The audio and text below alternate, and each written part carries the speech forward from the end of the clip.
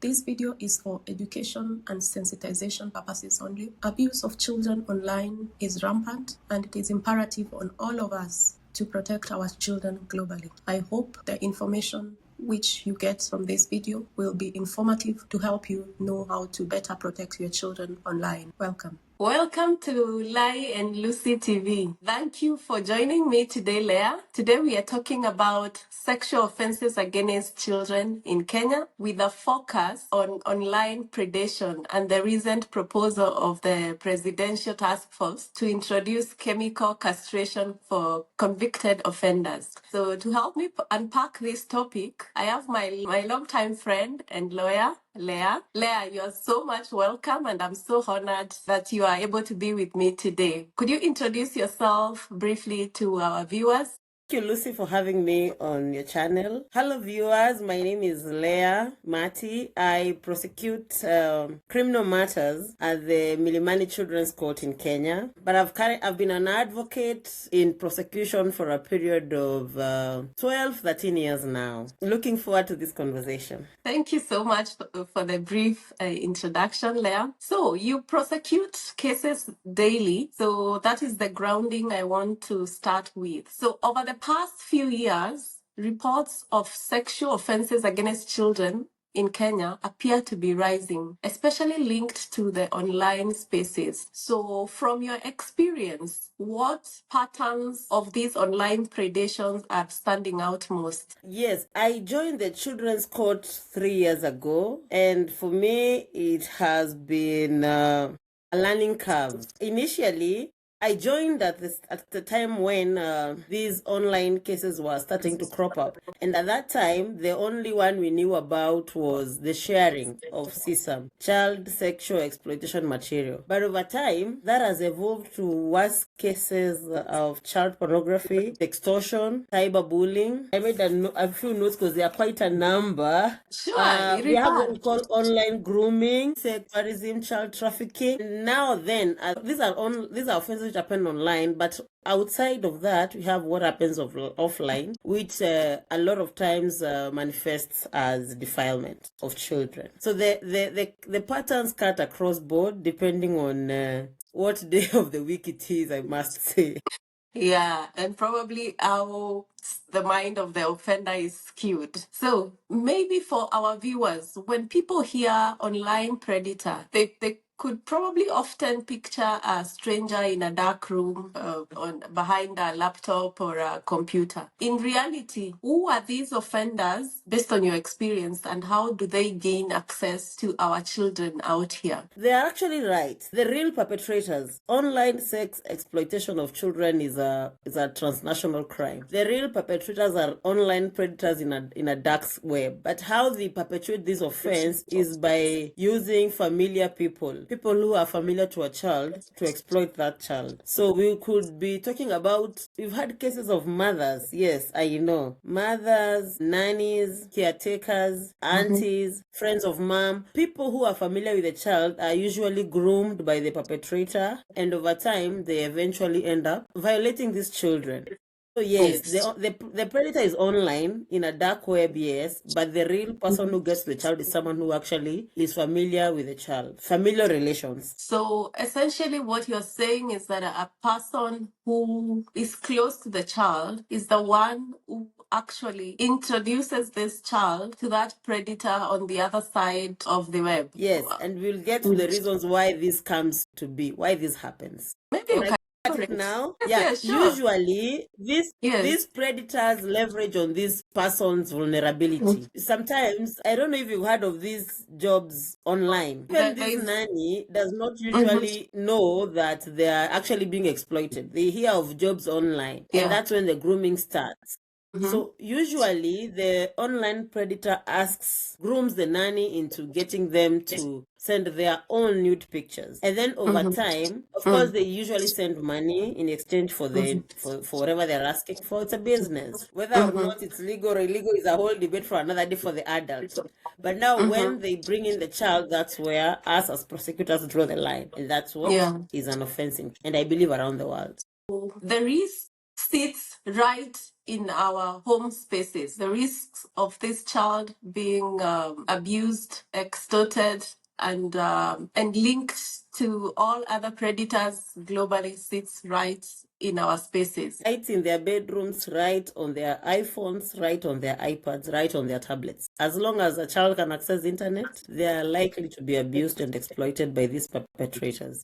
Okay. When we go to the law and prosecution and what you have been doing, I know Kenya has the Sexual Offences Act, which governs this. There is the Penal Code, which governs this also, and then we have the cybercrime laws. So, from your perspective as a long-serving prosecutor, where do these laws protect the children effectively? Because I've just named 3 of these laws. There should be others, but where do these laws protect the children effectively, or what are the challenges with these laws? You are right. The laws are actually enough. The offense of child prostitution is criminalized under the Children's Act. The offense of sextortion is also criminalized under the Children's Act. The offense of cyberbullying and online sharing of child sexual abuse material is criminalized under the Computer Misuse and Cybercrime Act. The Penal Code criminalizes various other offenses against the child, and then we have the Sexual Offences Act, which comes in for the real offenses of defilement and child abuse and all those other offenses. So the laws are enough. The challenge for me comes in where we are not able to reach the victims. People don't know. It is only when these matters are flagged out by ICMEC. I don't know if your viewers have heard about ICMEC. Could you explain further what ICMEC is? Well, at home, right at home here, you can get help. People are not aware that these offenses exist. And so there's a very many instances of underreporting. So when this child sex abuse material is shared online, we have international bodies that flag out this content. And one of these organizations is called the International Center for Missing and Exploited Persons, ICMEC. So ICMEC collaboratively works with our investigators and flag out this content of children, and then work with our Kenya police to nab the perpetrator from their hideout. So as at, what is the day today? As at 11th of February 2026, I believe the numbers we have in the court don't reflect on the real abuse. Sometimes you have a mobile phone of a perpetrator that has been subjected to analysis, and there are so many photos and videos of children who are unidentified. That means 1,000 other children are being abused, and they don't know that they're actually being abused. And even if they do, they don't know that they can actually report and bring these perpetrators to book. So to answer you, the laws are there. I believe they are enough. Challenge is in sensitizing the masses so that they are protected, or they are made aware of these offenses, their existence, how they play out, and how they can protect their children. And how can we bridge this gap of lack of information to the masses about the abuse, exploitation of our children online by various predators in the country as well as globally? How do we do this? How can also the parents get this information? Because I believe if the danger sits at home, it is imperative that the primary caregiver is informed of this. And if they lack this information or know of where to seek help, or if there's actually something bad happening to their children, then the children will continue being exploited. So how do we help this? Yes, you're right. You're right. Despite being a prosecutor, you're right in saying that charity begins at home. Parents need to know what their children are doing online. It is not enough that you'll buy your child a mobile phone and then let them play or talk to whoever they are talking to on the internet from their bedrooms. Parents, caregivers, guardians, aunties and uncles need to develop positive relationships with their children. By positive, I mean open. You need to know when the red flags are example. If a child is locked up in their room the entire afternoon on a Saturday or on a Sunday, the parents need to ask themselves what that child is doing. And how you know that is by nurturing an open relationship with the child. So that for me would be the first step towards protecting these children. But from our end, I believe the government is doing everything in its power to sensitize. This whole thing has also been introduced in the curriculum at school. We are also getting convictions of the Children's Court for these perpetrators. But given the onion nature of these transnational offenses, the crimes Yes. since keep evolving.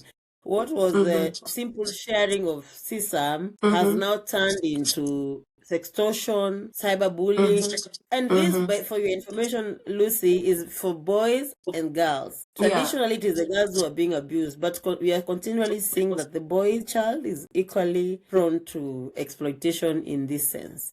Digital spaces often show up mostly in your cases. Traditionally, of course, it was Facebook. The first offense I ever prosecuted was the offense of child pornography, where a Kenyan man was charged with the offense of producing child sexual abuse material. And how he had produced was that he had received this, let me call it, of children, and shared it with his friend on Facebook. But that has changed. We now have Instagram, have Telegram, we have TikTok, and people actually have their own pages. I don't know what that one is called, but people have sites where they are posting this content and earning money online. Does this So it's include not the across the dark web? board, across all the social media platforms. We also have WhatsApp. Yeah, so maybe I should take this opportunity to sensitize the masses that if child sex exploitation material is sent to you on WhatsApp, I don't know how we're supposed to know this, but please delete. Don't download. By downloading, you're criminally liable for distributing child sex abuse material, and it's an offense in Kenya. So don't download, don't share, don't print. It's a serious offense, and you'll be prosecuted, and you'll face the full force of the law. What about reporting? Because don't download. Probably most of this comes in would be links. So what if someone is sent a link? Of course, there are a lot of links where there are phishing links. This comes around there, and of course, there's those links which send those unsavory materials against offenses against our children. So if someone receives that and unknowingly they click and they see there's a material, I believe it could be not enough not to share, but is it possible to report the source who shared it? Because that way you could be going back to the actual perpetrator, or what would you advise? Well, I don't think that culture is ingrained in my Kenyan people, but that's good. That would be good practice. The investigators would be interested in knowing who sent that material and where they got it from. But maybe that can be the take home from this. So, especially now that the evidence of such issues, because if that link is shared with you, or that image is shared with you, that video is shared with you, the evidence sits on someone's phone or some cloud server somewhere or some platform somewhere outside Kenya. So what is the challenge in terms of law and prosecution when the evidence sits somewhere else? For instance, a cloud out there, let's say in America or Latin America, or a server in Australia, things like that. I still maintain that I don't like to see it as a challenge. Yes. Because once this material is reported and that mobile phone is subjected to analysis at our lab, at the DCI lab, the real perpetrator can actually be arrested. We've had cases where an offender in Sweden has been prosecuted in Sweden for exploiting a Kenyan child. So we have mutual legal assistance law, we have the Extradition Act. These laws are actually at play. Usually, these people actually end up traveling to Kenya to exploit these children. So the investigators are able to follow the trail and arrest these perpetrators and bring them to book. So instead of seeing it as a challenge, I would go back to my earlier sentiments of getting our parents and our caregivers and our guardians, the people who are given the duty under the Constitution to protect these children, to do their parts and keep their children sensitized on the dangers of being on the internet. Of course, the internet has its benefits, but we're just sensitizing them about the other side of the coin. So back to your prosecutorial work and in court, what are the hardest elements of these online sexual offenses against children to prove? Usually, I don't know, we've had this live streaming. The only way you'd get the evidence of a live streamer is if you screenshot them when they are actually doing it. And unless an investigator is seated somewhere in a house posing as a potential victim, there is no way to nab these perpetrators. So I see that as the main challenge.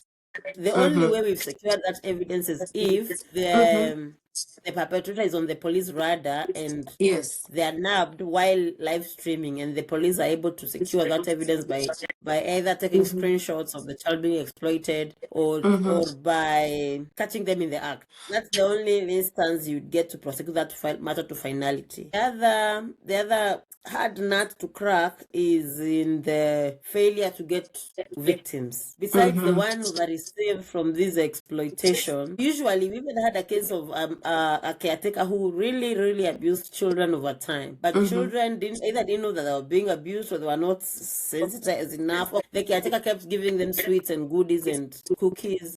And for a long time, the case was not reported. So the challenge for me is in getting child victims to testify in court, not because they are not abused, but because they either cannot be identified or they never came out to report their abuse. Would this be an issue of the exertion of authority? Because I'm looking at this aspect of this caretaker. I'm guessing it's a primary caretaker who is giving sweets and probably also giving threats to this child, and the aspect of this vulnerable child being under the direct authority of this child, and also knowing that if that is their primary caregiver, then if they report, there's that aspect of not knowing what will happen to them. They're just afraid. I'm looking at a situation where, as you said, schools can be a very good instrument of empowering our children, because it's not sufficient to empower only our parents. Yes, it is okay to empower the parents of the children, but also the children. Yeah? What do you think? Yes, I agree. I always see it as the different sides of the same coin. The perpetrator usually leverages on their vulnerability on one side, and then uses the authority they have over the child to abuse them. Yeah. So I agree. Sensitizing through schools gives the children the power to not just protect each other, but also protect themselves. And I'll give the example of a child who was trafficked, but how the offense manifested itself was that he kept telling his classmates at school that he was looking for a passport. Yeah, so if your classmates at grade 6 comes and tells you they're looking for passports, as their friend, the first thing should be you would ask this classmate, is passport? What do you need that for? Do you know that children are actually trafficked to other countries for exploitation? So yeah, empowerment. That would be the best way to go. Still in law and practice and prosecution, I sometimes think that delays happen, especially in processing such matters. So how do delays, family pressure, or withdrawal of complaints affect such cases of offenses, sexual offenses against children? Maybe I should begin by saying that as prosecutors, we are disallowed by law to withdraw cases against children. And the reason for that, I believe, is that children do not have capacity to consent or to withdraw that case in the first place. So cases against children cannot be withdrawn under whatever circumstances, but they are still withdrawn because the challenge we see is talking about this abuse is embarrassing, it's stigmatizing, and it affects a child's well-being through and through. So we see cases of children being unwilling to come and talk about what happened to them, but the law has given us options that we can employ to make sure that we don't re-traumatize these children, that we do pre-trials with them and tell them that it is okay, that all we are doing is to make sure that the perpetrator is brought to book and is allowed to face the law. But over and above, the delays are caused by a myriad of reasons. And I'll give the example of discovery. I don't know if you're familiar with discovery. When the case starts, the prosecution is bound to share. We are required by law to share all the material we rely on the defense. A lot of us ascribe to the school of thought that by sharing this content, we are re-traumatizing the child because we don't know on whose hands this material will land on. So that brings a lot of objections and counter-objections and delays. But I believe it's a technicality that will be addressed moving forward. We need to move from what we call continued discovery and look at the best interest of the child. If the lawyer can view what the content there was from the forensic lab, we don't have to play it out again in court for whatever reason. I know the lawyers will differ in opinion, but that's our take as victim-centered prosecutors. Which is very paramount. Yeah, it is. Like to avoid re-traumatization if that would happen. I know discovery. How does this discovery? Maybe I may not have understood it well, and probably for the sake of our viewers, who don't have a legal background like you and I, you could explain the process of discovery and how it is affecting this both like the child. Let's take the example of the offense of sextortion or cyberbullying. A child is groomed online. By grooming, I mean they are wooed with good words like, "Hi, you look beautiful. What did you have lunch today? Can we have dinner sometime?" You know, at 15, and there's a handsome man on the internet who's asking to have dinner with you. It's something you'd consider. Again, vulnerability. And that is the peak of adolescence, where children have all feelings. Yeah, they start with, "I love your smile, I love your makeup, I love how your hair is falling down on your cheeks." You know how the story goes. So the online, the perpetrator grooms the child, and slowly the child sends photos of themselves dressed up. Then they ask for photos of them then they ask for new, and that's when now the criminality comes out. They start asking the child to send money, or the photos will be shared online. Sometimes these photos are actually shared online, and that's where the offense of child comes in. So when the file comes to the prosecutor to make the decision to charge, we prefer the charge that whose ingredients we can prove. And for you to prove the ingredients of the offense of child pornography, you have to show the photos which were actually shared. And these photos have to be shown to the defense. "I'm charging you with the offense of child pornography that on this date at this town you shared the photos of XYZ on this online platform." So the law requires us as prosecutors to share that content with the perpetrator's lawyer or with the perpetrator if he is not defended. So that's what we are calling discovery. And if it's not done, they say that the rights of the accused person will be compromised. And that's the arguing that by sharing, further re-traumatizing this child, especially if now we have to share and play the videos in court in the full glare of the child and their mother. Putting yourself in the shoes of the child, you'd see where the prosecutor is coming from. It's quite understandable from my stand. It is terrible. Yeah. So from your work with these children victims, how does the online predation on children affect the children differently from the physical offenses? To rephrase the question, is there a difference when the predation is online as opposed to the physical one, which happens to the child where they are? I think you'd have to bring a psychiatrist to compare the two. But from where I see it, I see them as equally damaging. There's no worse evil than the other, because the child who is abused offline has to live with the physical pain. No, not the physical. Yes, they nurse the physical pain and they're taken to hospital and we do that. But there's the psychological part of it, which is equally manifested in a case where you don't know who this stranger on the internet is, who they'll share your naked photos with, or how long they'll do it. It's abuse through and through. I don't know what the extent would be, but I see it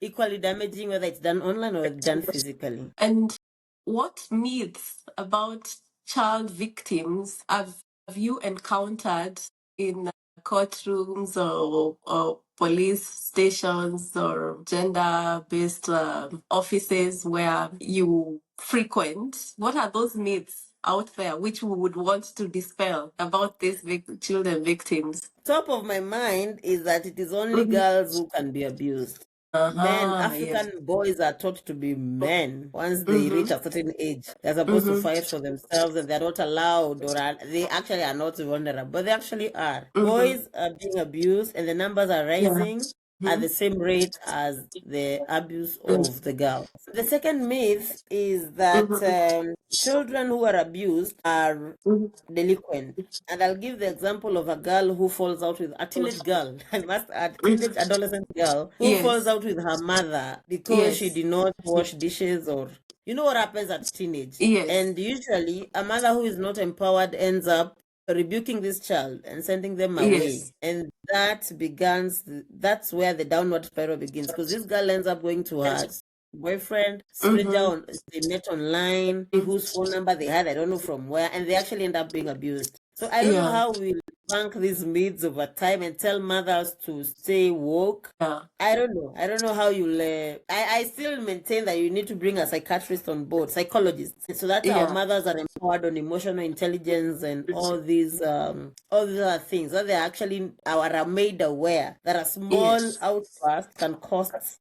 Now, we go to the recent proposal from the Presidential Task Force. There is a recent proposal of chemical castration, and the Presidential Task Force recommended this for the convicted sexual offenders against children. What was your initial reaction as a prosecutor about this recommendation? I know it has not come into force yet, but what are your reactions? I don't know if I'm allowed to reserve my comment with reasons. My take is that this is debatable. Well, before I became a prosecutor, I was a lawyer. And the reason I'm saying this is because the Constitution of Kenya at Article 25 makes fair trial an absolute right. Okay. So whether the perpetrator is punished by castration or by hanging or by is a preserve of courts, and what is fair to them and not unfair to them is a whole debate. My other reservation with that recommendation by the task force is what happens to the female perpetrators. We have female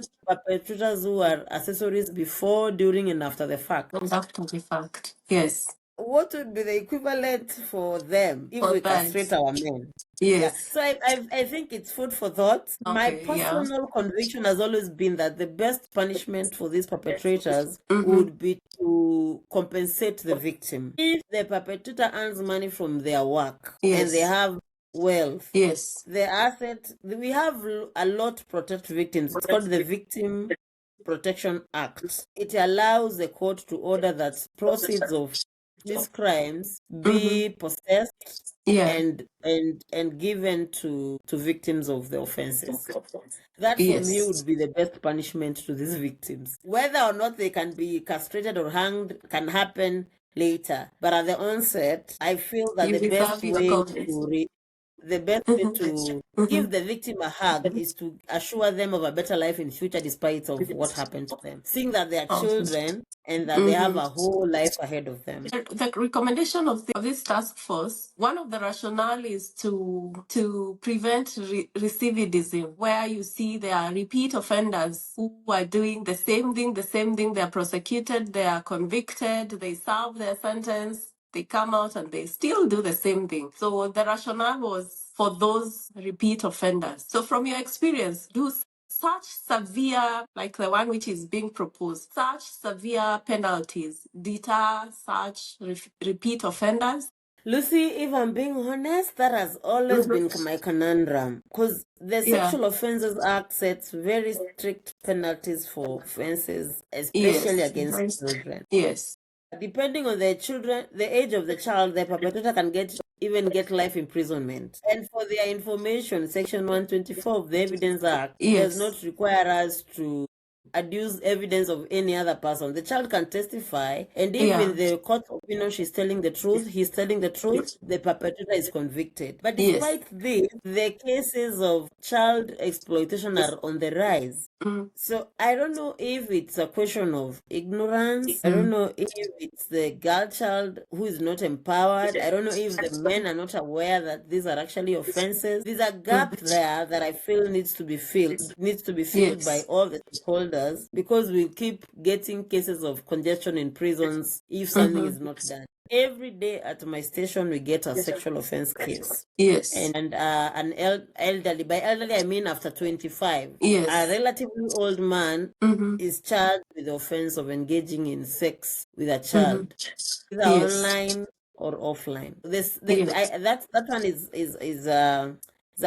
a conundrum that all stakeholders need to have a roundtable about and see what the problem could be. Yes. So if today you are asked what immediate legal reforms would strengthen protection against online predators, in Kenya, what would you recommend based on what you have seen and what you have prosecuted or what you have encountered in the prosecution corridors? The team that works for children and with children has actually done the job. The Children Act has provided for establishment of a child welfare fund. So I believe what is pending is operationalization of that fund. What does that fund do or propose to do? Actually, something is actually happening. We have a body at the State Yes. Department for Children's Services that provides for, it's called Cash for Vulnerable and Orphaned Children. It's in only Kwale, Mombasa. It's not everywhere. It's not Yes. done what it has to do around the country. So our children continue to be vulnerable, they continue to be abused. It remains to be seen what this child welfare fund can do for children who I keep saying are born to parents without common. I believe if there was goodwill on the part of the stakeholders, it could go as far as opening schools for vulnerable children. We could have schools established for children who are not able to get a meal in a day. Because if a child is hungry, they'll be abused.